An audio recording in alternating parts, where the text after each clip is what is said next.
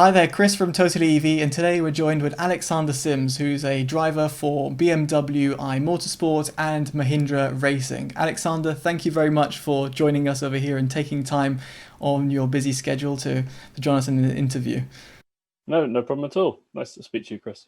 Brilliant. Well, just for those people who might not be aware of who you are and what you do, could you give us a little bit of a background as to your career in terms of racing and a little bit more about yourself? Yeah, absolutely. I'm 32 years old now, and have been racing since I was about 10 years old. I started off in go-karts, just doing it for fun as a hobby. And then I would say after about 3 or 4 years, it started to become more and more serious. We started to be getting some decent results and racing in more international races. Um, and I guess had some relative success on the sort of European stage. And then was fortunate enough to have the means within the family and my dad's company to be able to support me financially through into single seaters. And I did Formula Renault to start with, and then Formula 3 and one season of GP3. And then that's sort of where the single seater dream sort of, I wouldn't say died, but was certainly put on ice. Right. I would say in that period, really one thing that stood out above everything else was there's an award in the UK called the McLaren Autosport BRDC Young Driver Award, which has actually now changed its partner to be Aston Martin BRDC Autosport Award. But it's basically just a shootout to, I guess, between, in my day it was 6 drivers, now it's 4 drivers, but of just all good junior single seater, generally just single seaters. Sometimes there are some others, but drivers that get assessed over a 2-day period, and you drive some awesome cars. I drove a DTM car, Nice. a Formula 3 car, and an Aston Martin GT4. Nice.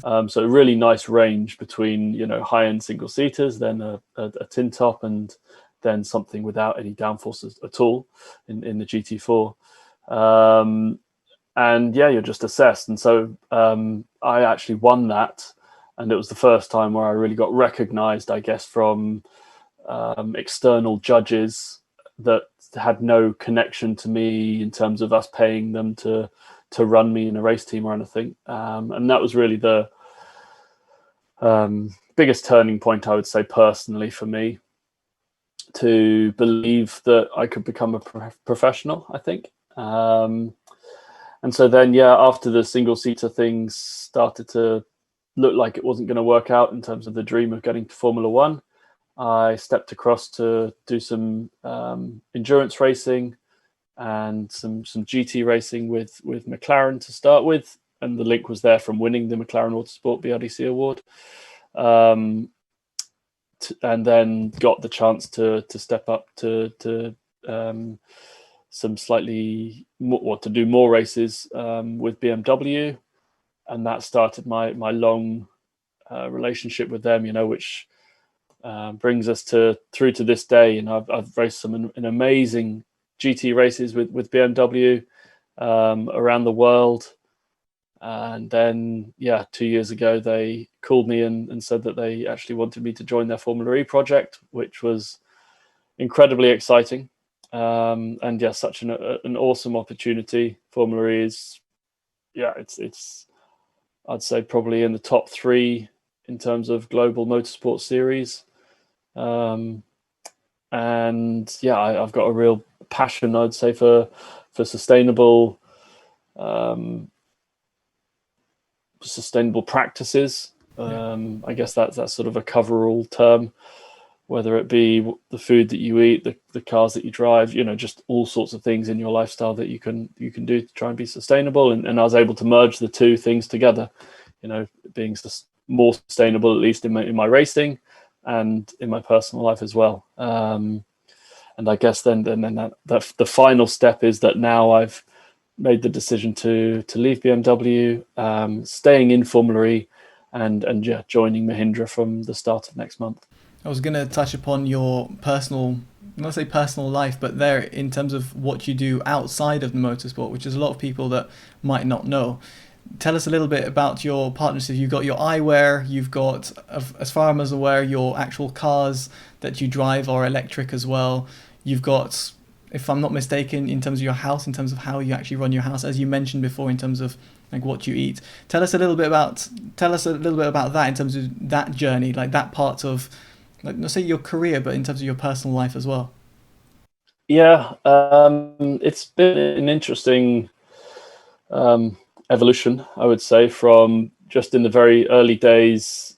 I first got interested in just solar panels. That was really the first thing that um, I guess, yeah, just aware of renewable energy and how simple it can be. You just put a solar panel in the sun and just leave it, and it just continues to create electricity. Pretty good.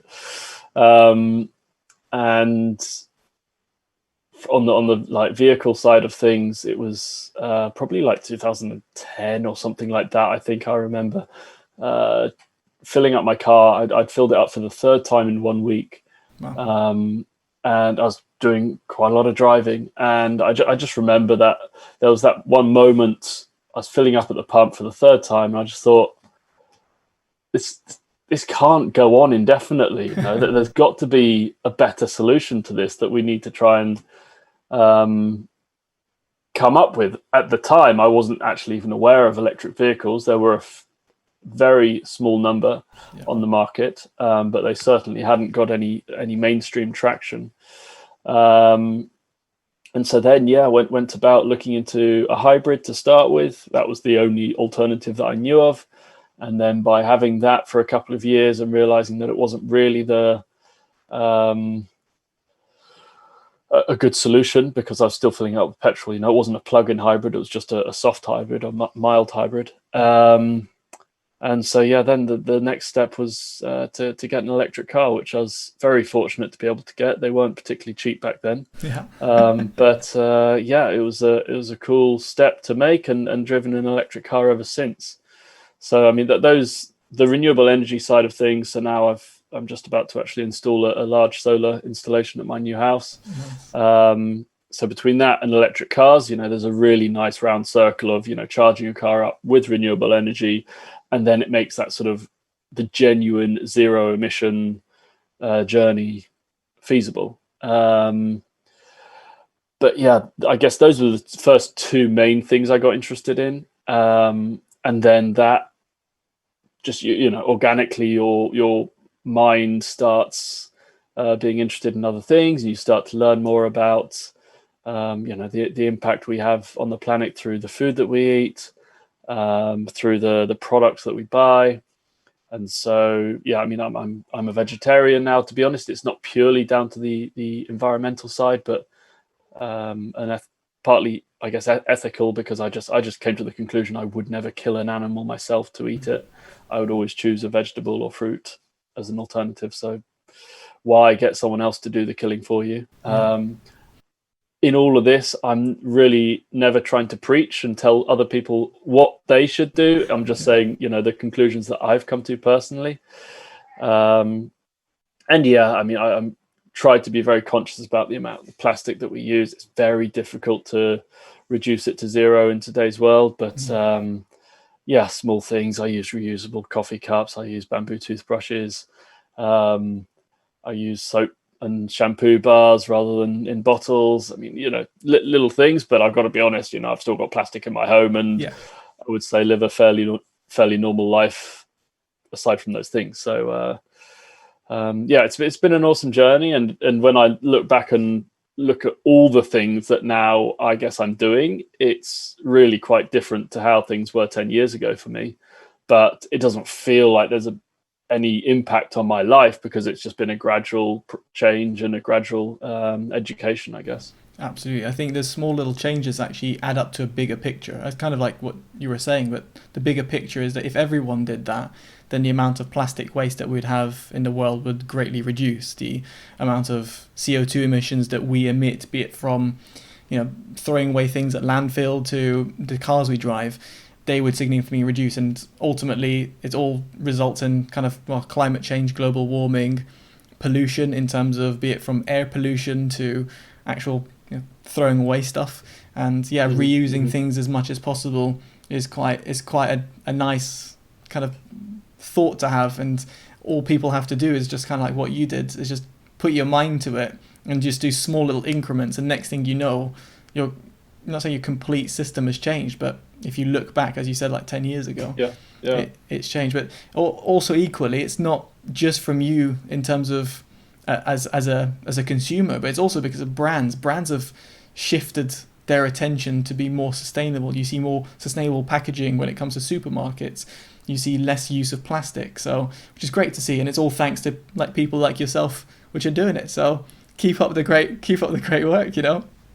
Yeah, well, I mean, it's what I find really exciting is the fact that I'm now involved in Formula E, and suddenly, it's not just me thinking about these things on my own at home. I now have a platform to be able to, I guess, champion my personal life a little bit more. And so now, Formula E is a great place for other brands to get decent exposure. And there's a genuine sort of sponsorship or partnership opportunity there. And so to be able to join up with and I don't want this to suddenly to become a massive plug about my sponsors. I'm not, but no, it's fine. It's relevant to the discussion in that I've got a sponsor that's Tonic Energy that produces and supplies renewable electricity and sustainable gas in the UK. It's great to have them on board, and just joined up with Coral Eyewear to give me sunglasses to partner with them, and they make sunglasses from recycled plastic, primarily from like recovered fishing nets as waste. And so they've used that process to make sunglasses, and from what I'm aware of the marketplace, they're pretty much the only people to do that in the UK, which is cool as well. So it's it opens you up to working with some really interesting brands that wouldn't, I don't think, be interested in just sponsoring conventional motorsport series. Being a Formula E really opens you up to being able to do that. Absolutely, and that's great to hear, and it's good to hear that you're working with these different brands. And actually, speaking about that, you've got Zero Carbon World. So could you tell us a little bit more about the Zero Carbon World, and what exactly is it for those people who don't know, and what led you towards it? Yeah, it's a very small charity. I don't want to big it up out of proportion, but we are a group of 3 people, 3 trustees, and we work very much part-time when we have time. But the primary aim is just to help educate and spread the word of how to decarbonize society as best as possible. And primarily over the last, I would say, what is it now? Probably 8 years since I've known of the charity. And went from somebody who, well, I should firstly explain that we donate charging points. Right. So basically, we donate charging stations to locations, so that it enables more electric travel. Basically, it makes it easier for electric car drivers to charge up when they go and visit places. Places like small tourist attractions, bed and breakfasts, some hotels, restaurants, things like that. So the journey with them just started as I was using their charging points initially with my electric car.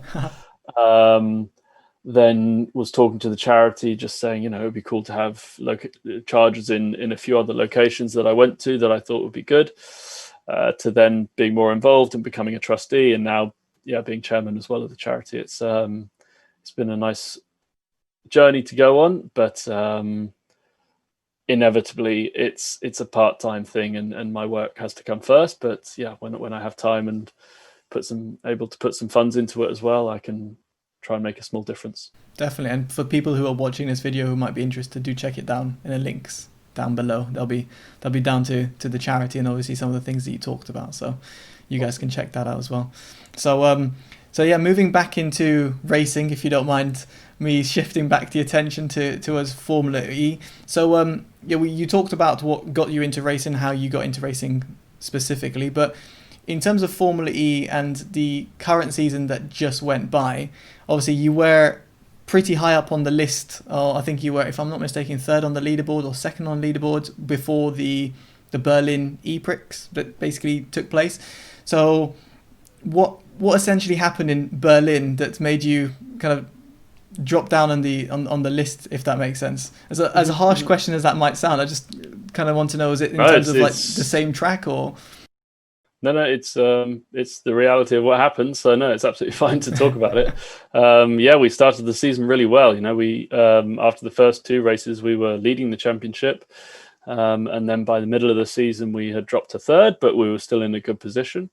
And yeah, we went to Berlin to have these 6 races in 9 days, because of COVID affecting the season. It was a good solution. You know, we were able to be in one bubble, not interact with anyone else outside. So it was a safe environment. All of us, pretty much anyway, I think all of us staying at the same hotel even, all the teams. And so it was great from that point of view, but it just so happened that I was uncompetitive. And then when, you know, if you were uncompetitive on one weekend, it would be bad, but you know, you'd have one bad weekend and move on to the next race. But it just so happened that we had 6 races at this place. And try as I might, I couldn't work it out. Something about the track surface, the way I was driving and the setup that we had, it didn't click, unfortunately. And yeah, I tried to analyze it, and we obviously tried during the six race events to turn things around, and we did all sorts of things with the car setup to try and help, but whatever we did, it didn't make sense. So yeah, in the end, I came to the conclusion that it's probably something to do with the way I drive, and it was very hot, and the track surface was very abrasive, so that in itself also worked the tires very hard. And yeah, something didn't work basically, and so we scored very few points, and yeah, dropped from 3rd down to 13th, which was a huge shame. But I can't fault anyone on my team for how hard they tried. You know, we really did work at it, and it's happened now, and we try and move on. Yeah, absolutely. I mean, these things happen, don't they? And people don't actually see that element of it when it comes to such, well, so I was going to say high octane, but high octane is probably not the right word to use, no. But high speed action. Highly charged. There you go. Highly charged action. That people don't realize that even tenths of a second can be really crucial between qualifying or even in terms of taking a corner either slightly earlier or braking slightly later. And that mentality of winning as well is actually quite important as well. If you have that mentality of winning, you've almost already won, even if you might have not say the slowest car in the pack, because they're all pretty much similar, aren't they? But it's that kind of mentality. Yeah, I kind of want to outline it, because for people who might be wanting to get into motorsport, or people who are in motorsport who are looking to make that same sort of transition or climb the ladders like you have, what advice would you give them when it comes to like admitting that, okay, that might have been my fault, or it could have been a team's fault, it could have been anything, but moving from that and taking it forwards and going to the next step and trying to improve on what you had, what would you give them in terms of like a kind of pat down, sit down talk? Yeah, I mean, it's difficult in terms of giving advice, because I see so many different characters who have become successful, and I can't really say that I can see one single trait as such. I mean, I guess, you know, everyone who makes the relative top is ultra competitive. But I don't know, from my point of view, I would just try and encourage people to be very self-critical, whilst understanding that it's fine to make mistakes, you know, but just try and learn from every scenario as much as you can, you know. Still to this day, you know, there's very few sessions where I finish and I'm super happy with my performance, you know. Yes, there are certainly times fairly frequently that I'm satisfied with, but you know, there's always stuff to improve on. And the moment you start to think that you've actually got everything sorted, pretty quickly something comes around and bites you. And so, yeah, I say really since I was 11, 12 years old, I was fascinated in how could I do a better job myself. And certainly that from my point of view did make me miss sometimes the technical aspect of how I could make the car faster to help me.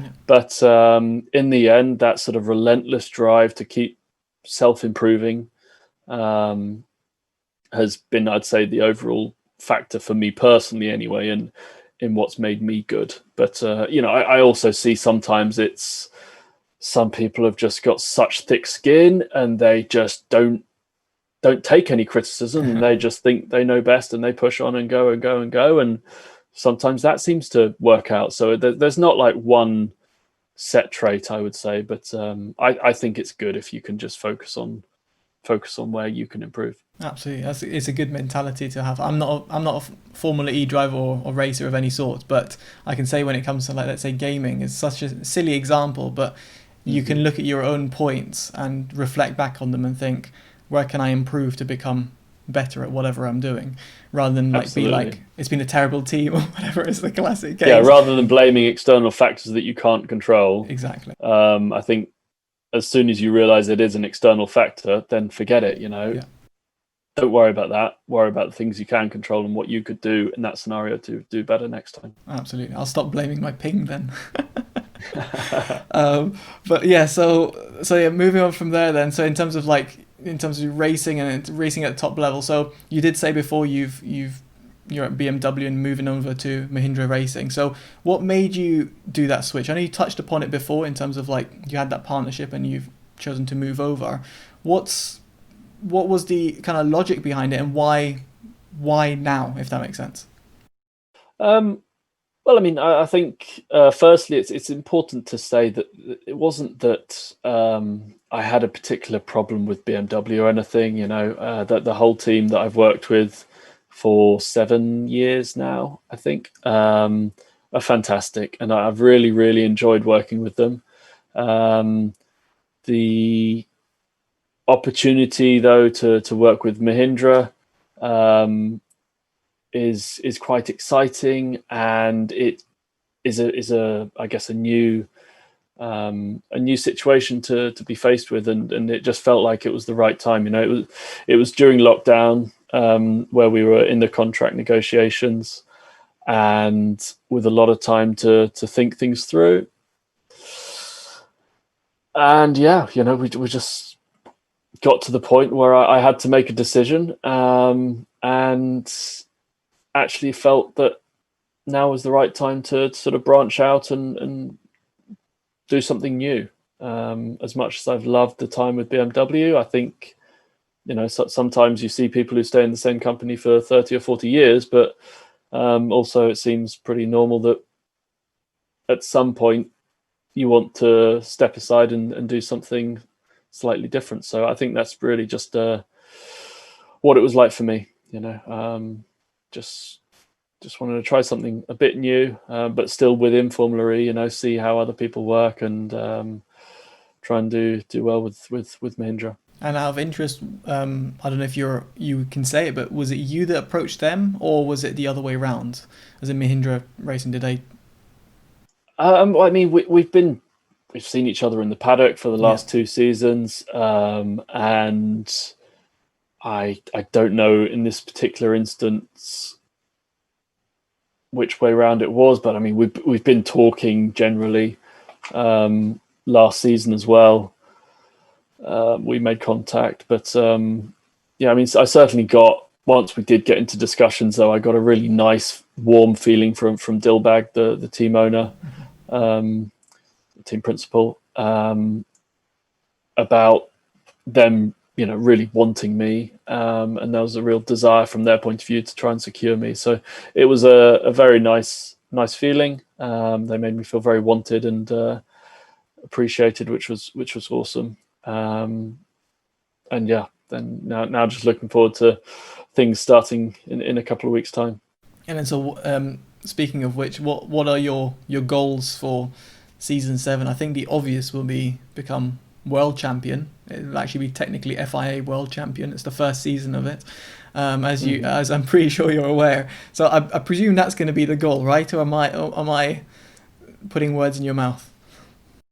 Well, I think you go into any season in any form of racing wanting to win, but you can only win the championship if you score enough points in each race. And so really the focus is actually just on the first race, then the second race, then the third race. You've got to break it down like that. You can't, well, I don't see any benefit to go into the season and have these big aims and then put pressure on yourself if the first round doesn't go well and, oh god, what about the championship? It's sort of, you just got to focus on the simple, small things, small details, and go race by race. But I also am a realist, and Mahindra were very competitive, I would say, in season 5 and before that. But last year in season 6 wasn't their strongest year. They'll be the first to admit that as well. And so there's a little bit of, I would say, a rebuilding job to do between myself, the team, and the other driver. And thankfully, we've actually got quite a long time between now and the start of the season to do a lot of work in the simulator and try and learn their systems and see how they can be improved and adjusted. Thankfully, yeah, with a couple of seasons of decent Formula E experience, I'm now in a position to be able to give some, I would say, relatively proper feedback and try and push things forward, rather than in my first season when it's just, you're completely unsure of what to do and you need all the direction. At least now I can give some of that back, I think.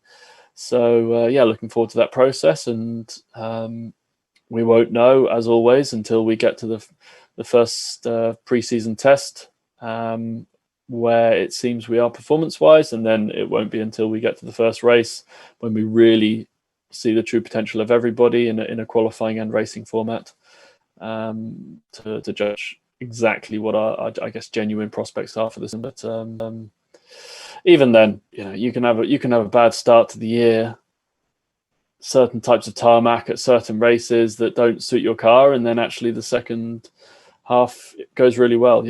I saw the opposite happen this season, right? It's starting off and looking like we were going to challenge for the championship, and then we're outside the top half of the drivers at come the end of it. So just got to work hard and focus on ourselves and see where we are. Absolutely. And just to finally conclude, wondering, are you taking part, because given your experience in different motorsports, are you primarily focusing on Formula E, or have you got any other motorsports that you're taking part of, or is Mahindra Racing like drafting you into other stuff as well, or is there anything like that? Well, Formula E is and will be my absolute priority, but they're perfectly open for me to take part in other forms of motorsport that don't clash and don't get in the way, basically, of my Formula E preparations. So I'm actually doing the Nürburgring 24 hours at the end of the month in a GT car with BMW still. Nice.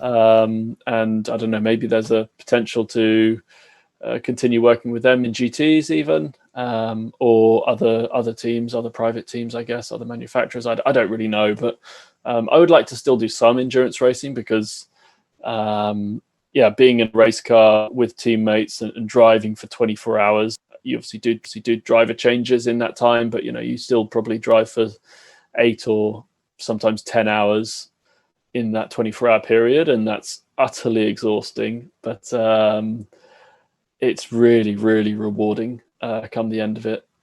So yeah, I really do enjoy endurance racing as well. So hopefully I can still do some of that somewhere.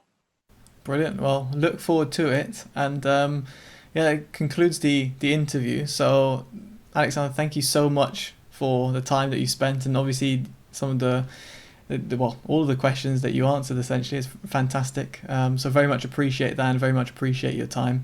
And wish you all the best for the upcoming season of Formula E, and obviously in the upcoming race with BMW as well. So, yeah, Thank you very much. Thanks, Chris. pleasure. Thank you. Thank you very much.